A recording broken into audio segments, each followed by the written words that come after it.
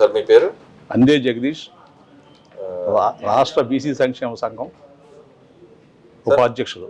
Okay, బీసీలకు సంబంధించిన నిన్న అసెంబ్లీలో గవర్నర్ గారి ప్రసంగంలో కూడా మరి ప్రత్యేకంగా ప్రస్తావన జరిగింది. దాన్ని ఎలా చూస్తారు మీరు? బీసీలకి అసెంబ్లీలో ప్రస్తావన జరగటం, చట్టసభల్లో చేస్తున్నామని చెప్పడం ఇదంతా కూడా మామూలుగా జరుగుతూనే ఉంది.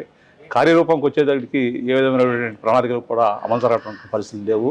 మరి రాష్ట్రంలో, దేశంలో కూడా జనగణన జరుగుతూ ఉంది. భారతదేశం మొత్తం కూడా జనగణనలో బీసీల యొక్క ప్రాతిపదికన వారికి కుల దామాషా ప్రకారం వాళ్ళకి ఏమేమి చేయాలి, వాళ్ళ యొక్క గణన కూడా పూర్తి చేసి వాళ్ళ రిజర్వేషన్ అమలు జరిగితే బాగుంటుందని కోరుకుంటున్నాము.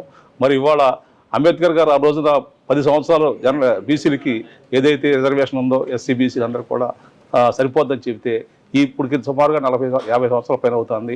ఈ 50 సంవత్సరాల కాలంగా ఈ బీసీలకు కానీ ఎస్సీలకు కానీ రిజర్వేషన్ చేసిన దాంట్లో సంపూర్ణంగా అమలు జరగకపోవడం వల్ల ఇంతకాలం మరి నిర్వహించాల్సి వస్తుంది.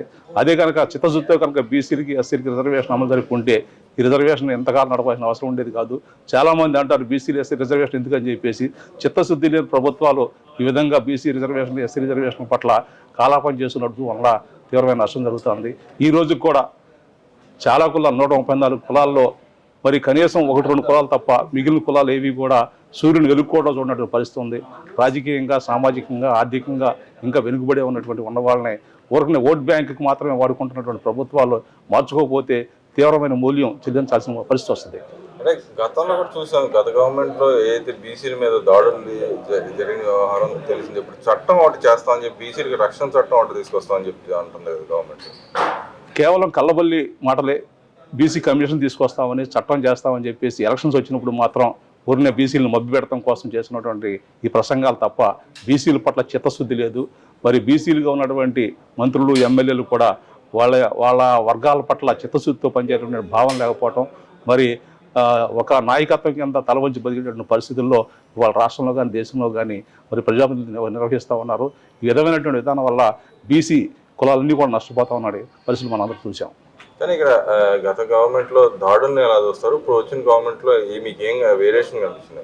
అంటే చట్టం చేస్తానని ఈ గవర్నమెంట్ చెప్తుంది, మరి ఆ గవర్నమెంట్లో అన్న మీ మీద దాడులు జరిగినాయి, రెండింటిని ఎలా చూస్తారు? గత గవర్నమెంట్లో దాడులు జరిగిన మాట వాస్తవేను. మరి బీసీలకి ఊరినే కార్పొరేషన్లు ఇచ్చేసి ఉత్సవ విగ్రహాలు కూర్చోబెట్టారు. మరి వారికి విధులు, నిధులు, అధికారాలు ఇవ్వలేదు. మరి ఈ ప్రభుత్వం అయితే కనుక మేము ఇది చేస్తామని చెబుతా ఉన్నారు. ఇప్పుడు వరకు అయితే ఏమీ చేయలేదు. చేస్తారని ఆశిద్దాం. ఎందుకంటే మరి భవిష్యత్తు ఆలోచన చేయాల్సిన అవసరం ఉంది కాబట్టి, ఆశాభావం కాబట్టి ఆశిద్దాం. సార్ అదేవిధంగా చూసుకుంటే ఏదైతే చట్టాలు ఉన్నాయో, ఏదైతే బీసీలకి రక్షణ చట్టాలు ఏదైతే దానివల్ల ఉపయోగం ఎంతవరకు ఉందని అంటారు? బీసీలు చట్టాలు ఉన్నాయండి. చట్టాలని ఇంప్లిమెంట్ చేసే ఇది కావాలి కదా. ఇప్పుడు ఎస్సీ చట్టం ఉంది, ఎస్సీ చట్టం ఉంది. ఎస్సీ చట్టాన్ని ఇంప్లిమెంట్ చేయడానికి మరి చిత్తశుద్ధి కావాలి కదా. ఆ చిత్తశుద్ధి లేనటువంటి ప్రభుత్వాలు, చిత్తశుద్ధి లేని నాయకత్వాలు ఉన్నంత కాలం కూడా ఇలాగే కాలయాపన జరుగుతూ ఉంటాయి అన్నమాట. ఇప్పుడు రాజకీయాలకు వచ్చేప్పటికి జగన్మోహన్ రెడ్డి గారు అసెంబ్లీ వ్యవహారాన్ని మీరు ఎలా చూస్తారు? ఆయన ప్రతిపక్ష నేత హోదా కావాల్సిందని చెప్పి వాళ్ళు పట్టుబడుతున్నారు, దాన్ని ఎలా చూస్తారు? జగన్మోహన్ రెడ్డి గారు ప్రతిపక్ష హోదా ఉన్నప్పటికీ లేనప్పటికీ ప్రభుత్వం చేసినటువంటి తప్పిదాలను కానీ ప్రజల పక్షాల నిలబడి అక్కడ వాదన చేసి ప్రజలకు జరగాల్సిన అంశాలు ఏ ఉన్నాయో, ఏదైతే నష్టం జరుగుతుందో దాని మీద పోరాటం చేయాల్సిన అవసరం జగన్మోహన్ రెడ్డి గారికి ఉంది. ప్రతిపక్ష నాయకుడు ఇచ్చినా ఇవ్వకపోయినా సరే పోరాటం చేసి ప్రతిపక్ష నాయకుడికి గుర్తింపు తెచ్చుకోవచ్చును. మరి ఆ విధంగా పనిచేస్తుంటే బాగుంటుంది.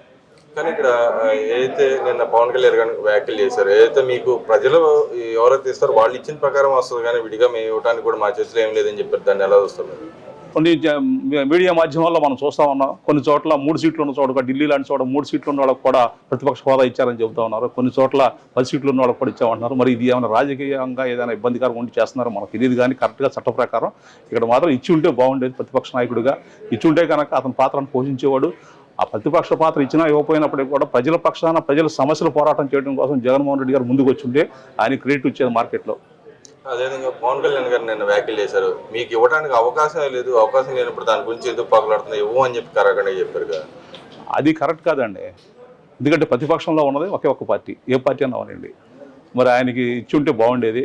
ఇవ్వపోయినప్పటికీ మేమేమంటామంటే ఆయన ప్రతిపక్ష నాయకుడిగా నిరూపించుకోవడానికి తనే ప్రయత్నం చేయొచ్చు. అసెంబ్లీలో అనేక సమస్యలు ఉన్నాయి. అనేక సమస్యల మీద ప్రభుత్వం ఏదైతే ఈ పిల్లలకి విద్యా కార్యక్రమాల్లో మరి తల్లిదండ్రులకు నిధులు ఇస్తూ ఉన్నారో, అలాగే అంగన్వాడీ కార్యక్రమాలు వీటన్నిటిలో కూడా వెనుకబడి ఉంది. చేస్తానన్న హామీలో దిగుబడి పూర్తి చేయలేదు కాబట్టి వాని మీద పెద్దగా ఫైట్ చేసి మరి ప్రజల్లోకి ముందుకు తీసుకెళ్ళడానికి అవకాశం ఉండేది. దాన్ని నిరూపించుకోవడానికి ఒక మంచి వేదిక అది. ఆ వేదికలో ఆయన ఫెయిల్ అయ్యారని చెప్తాను. అంటే ఇక్కడ ఆయన మరి రాకుండా ఉంటే డిస్క్వాలిఫై అవుతాడు భయంతో నేను వచ్చాడు అంటారు, లేకపోతే మామూలుగా 100% అంతే కదండి. చెబుతున్నాడు, ఆయనే చెబుతున్నాడుగా. 100% డిస్క్వాలిఫై అవుదామనే ఉద్దేశంతో ఆయన రాలేదు. సరే, ఇంకో విషయం ఏదైతే నేను రోజా గారు కూడా మాట్లాడుతుంది, మీరు ప్రతిపక్ష నాయకుడు, మీకు 21 సీట్లు వచ్చినాయని మీరు ప్రతిపక్షం లేనప్పుడు మాకు ఇవ్వచ్చు అని అడుగుతుంది. ఇవ్వడం అనేటటువంటిది అంటే ఎవరి చేతిలో లేదు. చట్టం దాని పని చేసుకోవాలి. ఇందువల్లే గత 5 సంవత్సరాలు కూడా చంద్రబాబు నాయుడు పరిపాలనలో మరి చట్టాలన్నీ కూడా పక్కెళ్ళిపోయి మళ్ళీ జగన్మోహన్ రెడ్డి గారు ఆయన చూసేసి బుల్డోజ్ చేశారు. మళ్ళీ అదే కార్యక్రమం వాళ్ళు జరుగుతూ ఉన్నాయి. దీనివల్ల ఎవరు నష్టపోతున్నారండి? అసంఖ్యాకంగా ఉన్నటువంటి బీసీ, ఎస్సీ, ఎస్టీలు, మైనారిటీలు వీళ్ళందరూ కూడా చట్టాన్ని అపహాస్యం చేస్తున్నారు కాబట్టి ఆ విధంగా నష్టపోతున్నారని మేము చెబుతాం. ఓవరాల్గా అసెంబ్లీ ప్రొసీడింగ్స్ ఎలా ఉండబోతున్నాయని మీరు అనుకుంటారు? ఏదండి, ఇప్పుడు నిధులు లేవు, అక్కడ డబ్బులు లేవు, అందరికీ తెలిసిన విషయమే. డబ్బులు లేని విషయం. మరి చట్టసభల్లో ఒక పక్కనే మెజారిటీ వచ్చేసింది, ప్రతిపక్షం ఏమో పక్క వెళ్ళిపోతుంది. ప్రతిపక్షం ఉండవలసిన పక్క పార్టీ మరి వాళ్ళేమో ముందుకు వచ్చి ఈ కార్యక్రమాలు ప్రజల సమస్యల పట్ల మాట్లాడటానికి ఏమో ఏం లేదు కాబట్టి అసెంబ్లీ కూడా వన్ సైడ్గానే బుల్లో చేసి వెళ్ళిపోతూ ఉంటారని మేము అనుకుంటున్నాం సార్. పథకాల గురించి ఏం చెప్తారు? ఓవరాల్గా ఈ గవర్నమెంట్ ఇస్తున్న పథకాలు నెరవేర్చే అవకాశం ఎంత మాత్రం ఉందంటారు? మరి ఇప్పటి వరకు కూడా అమ్మఒడి కానీ మరి చాలామంది విద్యార్థులు అమ్మఒడి రాక తల్లిదండ్రులు చాలా ఇబ్బంది పడుతూ ఉన్నారు. ఈ సంవత్సరం కింద నెలలో వేస్తూ ఉన్నారు, పై నెలలో వేస్తూ ఉన్నారు, మళ్ళీ ఇప్పుడు చెప్పారు మళ్ళీ ఈ సంవత్సరం లేదంటా ఉన్నారు. మరి ఆర్టీసీ ఫ్రీ బస్ అన్నారు మహిళలకి. ఇలాంటి కార్యక్రమాలు అనేకం ఉన్నాయి. వీటన్నింటినీ పక్కన పెడితే గ్రామ స్థాయిలో మరి పవన్ కళ్యాణ్ గారు సీసీ రోడ్ వేయటం గారండి, ఎన్ఆర్జీఎస్ నిధులు తీసుకురావడం కానీ చేస్తూ ఉన్నారు. త్రాగునీటి సమస్య మీద ఆయన ప్రత్యేక దృష్టి పెట్టాల్సిన అవసరం ఉంది. ఎందుకంటే గత 5 సంవత్సరాల్లో జగన్ గారి పరిపాలనలో ఈ రాష్ట్రంలో ఉన్నటువంటి ఓహెచ్ఎస్ఆర్లు, రక్షక మంచినీటి పథకాలు ఏవి ఉన్నాయో అవన్నీ కూడా క్లోజ్ అయిపోయినాయి. ఎందుకు విధులు అధికారం లేకపోవడం వల్ల, గ్రామ పంచాయతీ నిధులు లేకపోవడం వల్ల ఈ సమ్మర్ స్టోరేజ్ ట్యాంక్స్ కానీ ఫిల్టర్ బెడ్స్ కానీ క్లోజ్ అయిపోయి ఈ సమ్మర్లో ఒక ప్రణాళికతో ముందు నడవాల్సిన పరిస్థితి ఉంది. చాలా మేజర్ పంచాయతీల్లో మరి ఫిల్టర్ బెడ్లు పనిచేయక, డ్రింకింగ్ వాటర్ సరిలేక చాలా ఇబ్బంది పడుతూ ఉన్నారు. కాబట్టి దాని మీద ప్రధానంగా మరి పవన్ కళ్యాణ్ గారు కానీ రాష్ట్ర ప్రభుత్వంగా దృష్టి పెట్టాల్సిన అవసరం ఉంది. ఓవరాల్గా గవర్నమెంట్ ఈ 7 నెలల పరిపాలన ఏం చేసింది అనుకుంటున్నారు? ఏమైనా పరిపాలనతో పాటు అభివృద్ధి ఏమైనా చేస్తుంది అనుకుంటున్నారు, భావిస్తున్నారా? ఏం లేదండి, గత ప్రభుత్వంలో కేసులు పెట్టారు అందరి మీద. అవి లేకుండా శాంతియుతంగా ముందుకు ప్రభుత్వం నడిపిస్తున్నారు. అదొక మంచి పరిణామం. అలాగే ప్రభుత్వం ఏం తెలుసుకుందో ఏంటో అని జనాలు కూడా ఒక అవగాహనకు వచ్చారు. చంద్రబాబు నాయుడు గారు అమరావతిను పోలవరం పూర్తి చేస్తే చాలనేటువంటి దాని మీద కొంతమంది బేసే ఉన్నారు. మరి కొంతమంది అయితే కనుక పథకాలు రాలేదనే దాని మీద పూర్తిగా వ్యతిరేకత ఉన్నారు. మరి ఇవన్నీ కూడా సమ్మేళనం చేసుకుంటే ప్రభుత్వం అలా నిమ్మక నీరెత్తుకు నడుస్తూ ఉంది.